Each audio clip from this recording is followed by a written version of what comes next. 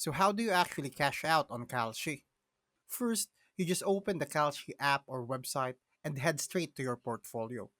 That's where you'll see your available balance from your trades.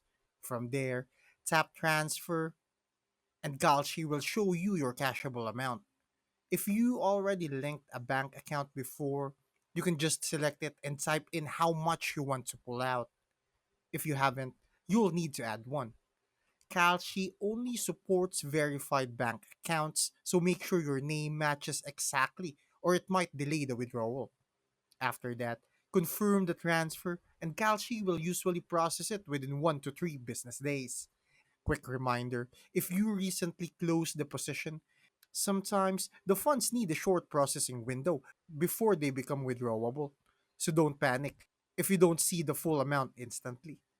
And if you're withdrawing a big chunk, like profits from multiple markets, Kalshi might trigger a quick identity check, which is normal.